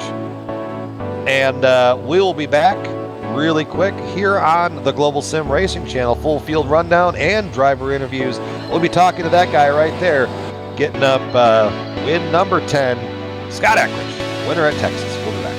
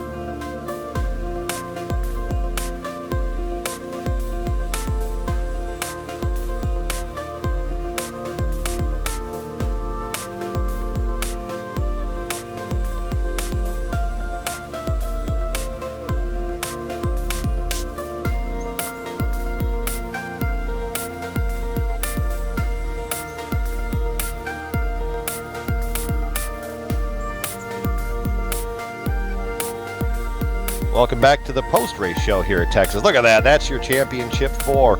Heading off for the final 3 races of the season. Scott Eckrich, Tommy Ryan, James Grahula, Ricky Harden. Those 4 drivers going to be fighting it out for the first ever AdvoCare Cup championship. Well, those guys had a great night. Let's show you a full field rundown here. We'll talk to a whole bunch of them in the post-race, but right now, Scott Eckrich bringing home the big W and the big check and gets to kiss the pretty girls in victory lane. Second to Ryan Howard, Jake Wright in third. Drew Carroll, fourth, rounding out the top 5, Rhett McBride. Sixth to Craig Stykes. James Grahula rounding out in seventh. Eighth to Danger Dan Murray. Ninth to Ricky Harden. Tommy Ryan rounding out the top 10. Outside the top 10, Chris Westerfield, the last car on the lead lap, finishing 11th. DJ Beverly, first car 1 lap down in 12th. Will Worsler in the 13th position. Brad Collins in 14th. Adam Jersky will finish 15th. Travis McQuistion, 16th. Rich Jetty, a chase contender, will not be going on. He'll finish in the 17th position. Troy Haight will finish 18th. 19th, Randy Yoakum. And Josh King rounding off the top 20.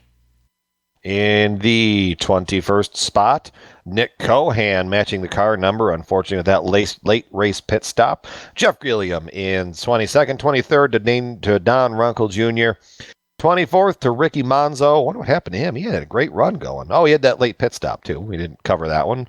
Brandon Minnick, 25th. 26th, Calvin Filarski. 27th to Josh Skrupa after the internet dropped out on him.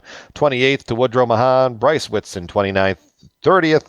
And last car basically in the session was Jeff Ryan. So those are some guys that probably kind of want to forget about tonight. But let's talk to some guys that probably want to remember tonight. So Jake Wright, we caught up with you here in the 3rd spot. Unfortunately, you're not going on to the next round, but it's not from a lack of effort. That car seemed to have some magnificent long run pace.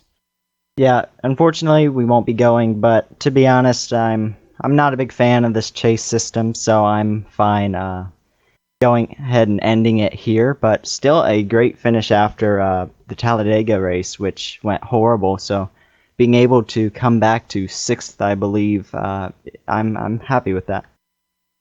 That's not a bad strategy. You seem to you really had some long run pace in that 27 machine. Was that just driving line, or did it kind of just work out in your favor that way? I would say it was driving line.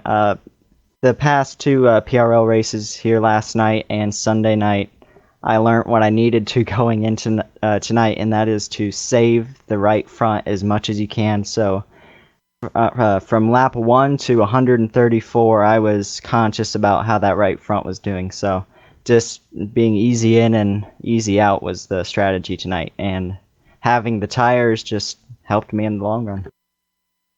Well, there you go. I mean, so now, like we said, unfortunately, you're out of it. What are kind of the plans now for the rest of the final 3 races on the season? Just go for broke? Go for broke. Just have fun. There's no stress anymore with the points. So these next 3 races, I might start from the back. I might qualify wherever. I just have fun. Well, there you go. And also, and you've got the Grand National chase to kind of keep your time up, too. So don't forget about that on Monday. Yeah, I'll be coming for you over there. We'll see. All right, before we let you go off and celebrate your night, anybody you'd like to give a shout-out to? Yeah, even though they weren't here tonight, my teammates over at No Name Racing, they help out a lot here in the stock cars, and James and all the admins over here at PRL and all the drivers, it's a lot of fun over here every week. I definitely had an amazing season. I can't wait for the next. Well, there you go. So that was our 3rd place finisher, Jake Wright, and as Krahula poked me, you're also in the truck chase, too. So you got some stuff keeping your attention. I got a few series to come after you in. Challenge accepted. Well, at least I got a big target on me, so that's good. So we'll catch up with you next week, Jake. Have yourself a great one. All right, will do. Thank you. All right, so that is Jake Wright finishing 2nd. Tanner, you've caught up with Mr. Ryan Howard, not to be confused with the slugger that used to play for the Phillies. Yeah, and Ryan Howard had a tremendous run today. Was in the chase earlier this season, but got knocked out after New Hampshire. But nonetheless, he comes into Texas today and has a tremendous run. Ryan Howard, how in the world did you make a tremendous run up there to finish in 2nd place? Hey, thanks. Believe me, I wish I made the money that other Ryan Howard guy did, but it was a good way to come back tonight. I think it's my first race in Chicago, and just had a solid run, man. It's hard to qualify here for me. Just keep up that speed, but I know when race time comes, this is one of my better tracks, and it really fell into our hands tonight. The track was tight. I'm not one much for a tight setup, but it worked out tonight for sure. Made it up through there. Yeah, and you were one of the other drivers that have a nice, fast, long-run speed race car along with Jake Wright. Tell us about that long speed run, and do you think you were able, or just as fast as Scott Eckrich or them guys, or just pretty much a top 5 car? Oh, I definitely thought we had something for Scott there. I was looking at the intervals quite a bit throughout the runs there, and when you get long green runs here, there's a lot you can do as a driver to really make up time. So it just got too far behind. I really wish we would have had another restart there with I think it was about 70 to go or so. Once I had actually made it up to second and kind of solidified that running spot for a while, I thought if we could have got a restart with Scott there, he probably would jump out a little bit on me, but I would have been able to manage it a little bit better. But I just got so far behind there battling with, second through fifth or so there, trying to manage tires and get those guys on restarts and stuff like that. So excellent job by Scott. I think we had a great battle here in the spring too. So it's definitely one of those tracks where I think I have something for him. I just needed a little bit of help there at the end. Texas has been nice to you this season. Speaking of this Texas track, we were picking up on our cameras some marbles on the racetrack. Now, on a driver's perspective, were you seeing any marbles being laid out on the front stretch by the start-finish line down there?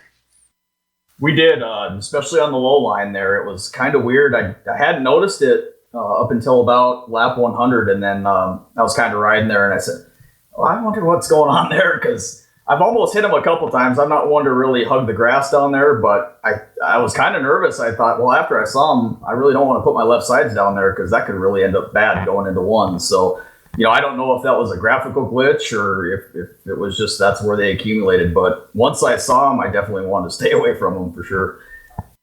Most definitely. Now you finished second today, Ryan, and now you can finally bring that momentum. You're not a chase driver, but you have strong momentum going right now. Can you bring that strong momentum and try to get a victory at Phoenix? We'll definitely try. Definitely like that track back at the old layout. It was actually my favorite track, and since they reconfigured it, it's a little more slippery and just kind of just driving a little bit different now. So. We'll do our best. We'll go in there and carry this run in there and see what we can do. All right, Ryan. Well, congratulations on your second place finish. Hopefully we can see that Dr. Pepper machine in Victory Lane in these last 3 races. Awesome. Thanks a lot, Dan. That was Ryan Howard finishing in the second position tonight, folks. And down in Victory Lane, shooting the guns, is Scott Eckrich. Brian, you've caught up with Scott. Yeah, Scott, win number 10 on the season, but probably your most important one because this one puts you into the championship 4. Give the viewers at home a taste of how that feels. Just being locked into this, it's very, very important, and we had to run a race of our lives tonight, and we made sure we did, and we got the result we were looking for. Admit it, you enjoy the taste of the tears of your enemies. You definitely put on a race. 123 laps led out of 134 with 2 1.5 mile ovals in the chase or in this final round with Homestead and Atlanta. I mean, you got to be feeling good about that.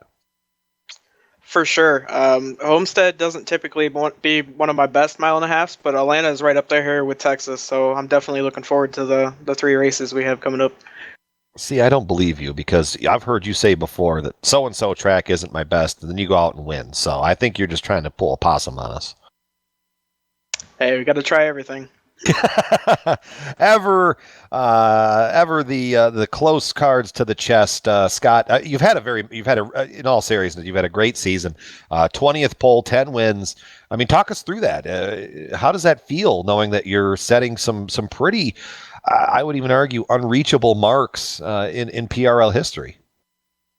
Oh, it feels great. It's just I come out here every week to try winning everything I can. That includes the pole and and the race, obviously. But it feels really good knowing you're setting the trends here. I just hope no one gets too mad to catch up there.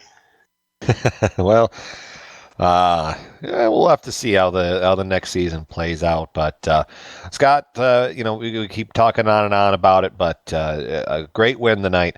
You probably got to be feeling ever confident about probably your championship hopes here. I want to remain optimistic, but with this chase format, you got to keep in the back of your mind that anything can happen, especially with these late race restarts. Things can get dicey, and an entire championship could be won or lost in a single lap towards the end of one of these. So you gotta remain cautious. All right. Well, we'll catch up with you next week. Phoenix, that's definitely a unique track. It's kind of the last oddball on the schedule. How do you feel about that? I think we did pretty good here in the spring. I can't remember. I think I won it, so we're hoping to repeat that result and move on to the cookie cutters. Well, there you go, Scott. So we'll catch up with you next week. Have a great night. Congratulations on the victory. Thank you. So that was we just caught up with Scott. Tanner, the championship 4 is set. I'd be curious if we go back to, I believe it was the Richmond race, and we listened to our predictions, how close we were and how bad we got it wrong. I think we both had Scott making it to the top 4. Or the final 4. Yeah, probably I did. We did say Scott Eckrich, but I don't remember my picks anymore unless you can. I want to say I had me. Tommy in there too, so I got 2 out of 4. I'm just going to say I got 1. But anyway, we saw a great race here at Texas, and now we enter the final 3 races, and it's nothing but points and wins here on out because it's going to be Phoenix, Homestead, Atlanta. Phoenix is going to be the first stop for these guys, and that's a tough track. And as you said, what Ryan Howard said, track's a little more slipperier on the reconfigured Phoenix than what the older version was of Phoenix. So Phoenix should produce a lot of great racing there, along with Homestead, which is a blown up 1.5-mile racetrack with a progressive banking, and Atlanta's a very worn out surface, a lot of great speed there.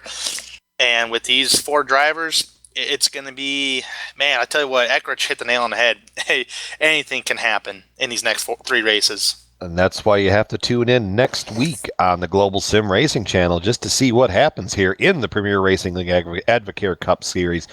You're right, Tanner, 3 more races, no more wins don't matter to that extent. I mean, it doesn't advance you. It's all about points and finishes. So we're going to shut this show down, head on out west. Oh, we have standings. Never mind, we have standings. Hold on, we're not going to shut it down yet.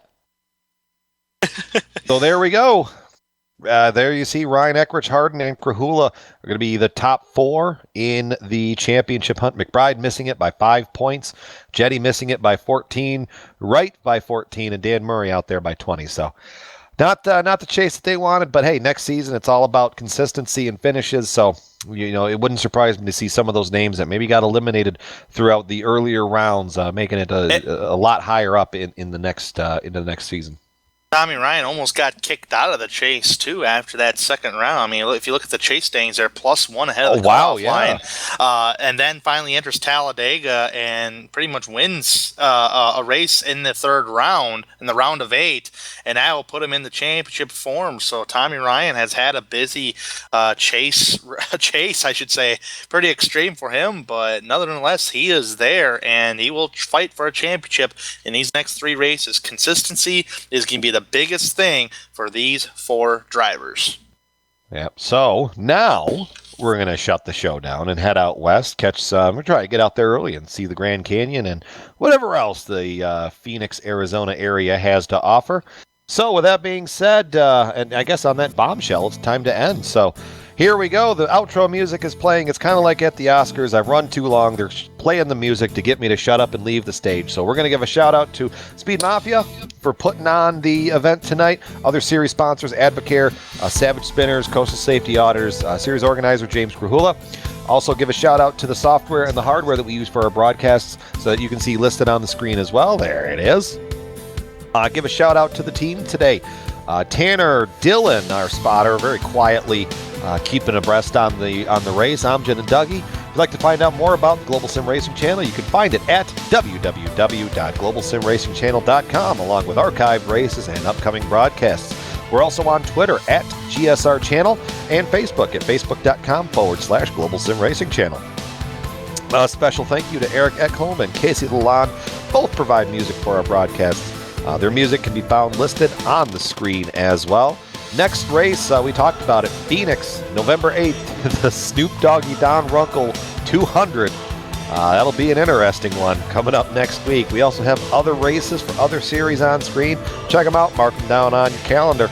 Until next time, kids, may your connections stay stable and your right foot stay planted. Good night, everyone.